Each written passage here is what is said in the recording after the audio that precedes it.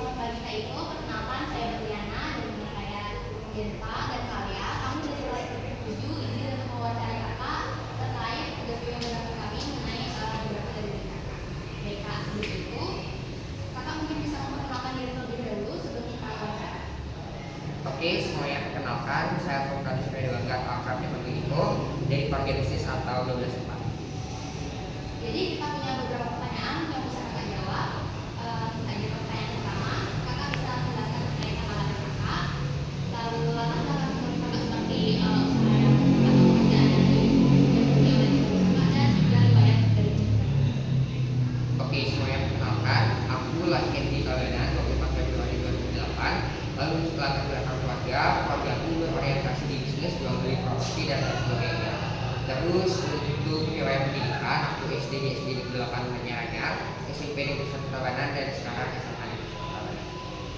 Baik Kak, terima kasih atas keterangannya. Dan alasan kami mewawancarai Kakak itu adalah karena Kakak salah satu murid berprestasi di SMA ini. Jadi menurut kami Kakak itu menjadi inspirasi yang baik bagi kami. Sehingga dari itu kami punya pertanyaan yakni yang kedua, bisa Kakak sebutkan mungkin beberapa prestasi yang telah Kakak raih di seluruh bidang atau beberapa bidang, dan prestasi apa yang menurut Kakak paling berkesan dan apa?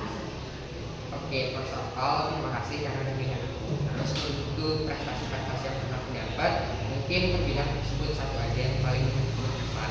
Yang pertama, dalam bidang kepemimpinan ataupun birokrasi, aku sempat menjadi delegasi Provinsi Bali dalam Parlemen Remaja tahun 2025, serta aku juga terpilih menjadi wakil ketua rapat kerja di Parlemen Remaja 2025. Terus ada beberapa bidang yang aku ikuti dan aku gandrungi juga, yaitu ada debat, renang, dan lain sebagainya. Di debat, aku pernah juara di dunia 2 kali, juara 3 dan juara 2. Lalu aku juga seperti di juara rapat seperti di Undip dan lain sebagainya yang ada di Provinsi Bali. Terus untuk ukir, aku juga pernah juara di UGM, juara 1, juara 2 di UI dan lain sebagainya. Terus untuk renang, aku sempat menjadi juara 1 di Provinsi Bali, lalu sempat ikut kejuaraan di semifinal tingkat nasional. Lalu untuk yang paling berkesan menurutku adalah Parlemen Remaja, karena di sana menurutku adalah kesimpulan dari semua prestasi yang aku dapat, karena seleksinya juga banyak dan panjang. Seleksinya ada 3, CV, video, dan esai. Di CV kamu bisa masukin sertifikat prestasi dan lain sebagainya dengan maksimal 20 sertifikat. Di sana aku mengikut 20, lalu ada esai dan video. Aku maksimalnya di ketiganya, dan menurutku itu adalah pengalaman yang paling berkesan karena bukan cuma apa yang aku dapat, tapi apa yang aku pelajari untuk proses ke sana. Setelah aku dinobatkan menjadi delegasi Provinsi Bali, nggak cuma selesai sampai situ, tapi ada permasalahan internal dan juga eksternal yang terjadi, dan disitu juga aku belajar lebih menghargai waktu dan lebih aware terhadap diri sendiri, apa yang aku inginkan dan ingin menjadi apa di masa depan nanti. Jadi kalau ditanya apa yang paling berkesan, tentunya yang paling berkesan adalah Parlemen Remaja. Terus untuk di bidang ekonomi aku juga sempat menjadi juara bisnis plan di UI, di ITS, sama di Prasmo. Dari yang kita dengar, prestasinya tuh banyak banget dan keren banget ya intinya. Dan pastinya perjalanan Kakak mencapai semua itu pastinya nggak mudah Kakak.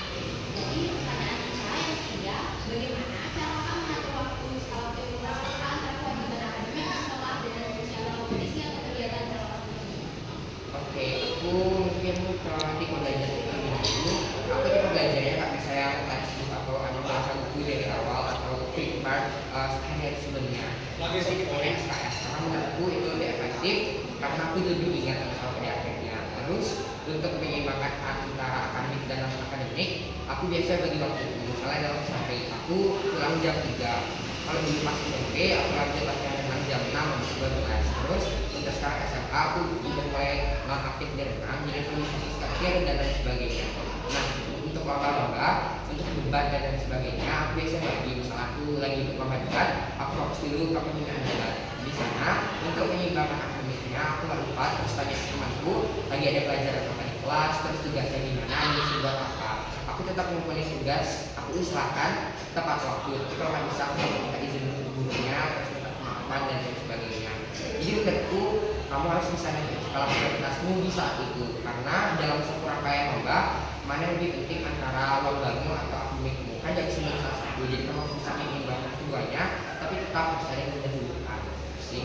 Terus untuk apa yang aku pelajari, banyak sih yang aku pelajari dari pembagian waktu, karena saat ini pembagian waktu pun belum clear 100%, juga masih belajar. Baik, Kak. Selanjutnya pertanyaan yang keempat, apakah Kakak pernah merasa kewalahan atau putus asa ketika meraih semua itu, dan apakah Kakak memiliki tokoh inspiratif yang menginspirasi Kakak sehingga bisa memiliki ambisi yang tinggi untuk mencapai semua yang Kakak pengen ini? Oke, mungkin pertanyaannya tadi tentang lelah asa saya itu ingin sampai dan tidak tercapai. Tentunya ada, karena itu kan diawali oleh ambisi. Dulu pas aku kelas 11, aku berambisi satu gelas harus juara 2 kali.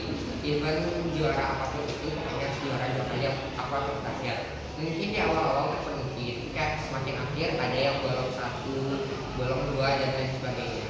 Di situ tentunya aku mempertanyakan lagi ke ambisiku, ini benarkah, ini sehatkah, dan lain sebagainya. Kalau ditanya capek, pastinya capek, karena kamu mengejar itu nggak di satu bidang aja, kamu nggak fokus satu bidang aja. Tapi setelah aku jalani semuanya, menurutku semuanya penting, karena itu yang membangun diriku bisa menjadi apa saja dan apa yang aku mau. Terus untuk tokoh inspiratif, aku ingin menjadi tokoh inspiratif itu sendiri. Tapi kalau ditanya apakah ada, tentunya ada. Aku kenal Kak Sudagandi dulu, aku juga sempat dikasih motivasi sama dia. Kalau kata Kak Sudagandi, kemenangan itu adalah kolaborasi dari keberuntungan dan usaha. Jadi kalau kamu udah menang, berarti salah satu dari itu ada yang kurang. Jadi menurutku itu yang membuat ambisiku semakin terbakar lagi, karena ingin melihat sebesar apa aku bisa berusaha dan sebesar apa usaha itu bisa membuktikan ke diriku sendiri sampai aku merasa puas. Tapi menurutku puas itu relatif dan gak pernah ada, karena aku ingin lebih. Oke, pertanyaan selanjutnya, kan ada motivasi dari Kakak Sudagandi itu kan terhadap Kakak. Nah, kalau Kakak sendiri ada nggak buat motivasi sendiri buat generasi selanjutnya? Kira-kira ada? Oke, mungkin yang template atau sering dibilang sama orang, tapi menurutku ini yang paling relevan sama anak-anak di semesta, karena aku juga ngalamin sendiri.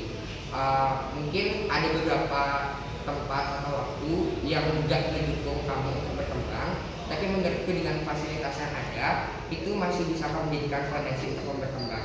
Dan kesempatan untuk berkembang gak cuma di internal sekolah aja, kamu bisa exploring lagi ke kakak kelas yang memang udah lebih di bidang itu, ataupun kamu bisa belajar di luar secara eksternal.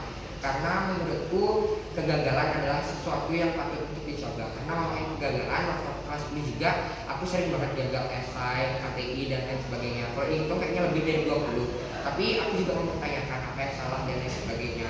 Karena menurutku fasilitas-fasilitas yang diberikan oleh sekolah saat itu sudah cukup, tapi kenapa aku juga belum menang. Jadi aku juga belajar dari kelas sebelumnya, aku juga belajar dari eksternal, dan menurutku usahaku harus lebih di sana. Karena kalau usahamu sama kayak orang lain, apa yang jadi pembeda kamu dan yang lain gitu. Jadi kamu harus punya diferensiasi usaha biar kamu bisa mencapai hal itu.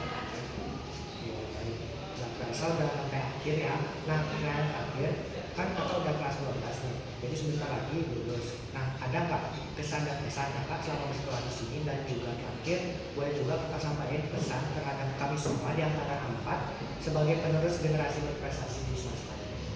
Oke, pesan-pesan selama sekolah di swasta, overall menurutku cukup seru dan menantang, karena menurutku banyak banget ruang-ruang dan lingkup yang gak sesuai dengan keadaannya, karena harus keluar dari sana dan harus berusaha lebih karena ambisiku sendiri.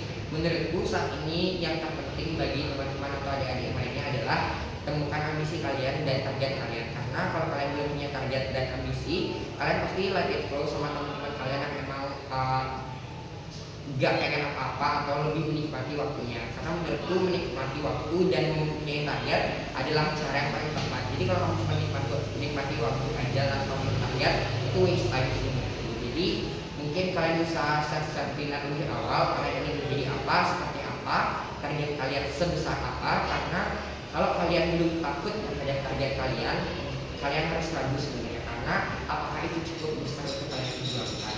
Jadi ketika kalian punya mimpi dan target, kalian harus merasa takut mendekat sama target kalian, karena itu baru worth it buat kalian perjuangkan.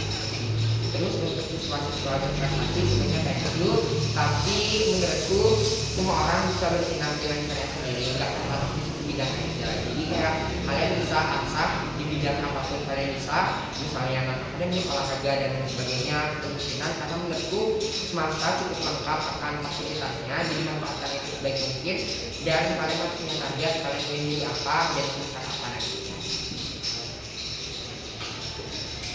Oke, baik, terima kasih atas waktunya, cerita dan pengalaman yang sudah Bapak bagikan kepada kami pada hari ini. Nah, kami sangat terinspirasi dengan yang Kakak sampaikan dan terinspirasi dengan perjalanan dan prestasi yang Kakak raih. Semoga semua cita-cita dan rencana Kakak selalu bisa tercapai dengan lancar dan sukses. Kami juga berharap Kakak dapat menjadi inspirasi bagi adik kelas di sekolah ini. Mohon maaf apabila selama wawancara berlangsung ada kata-kata yang kurang berkenan dan lain sebagainya.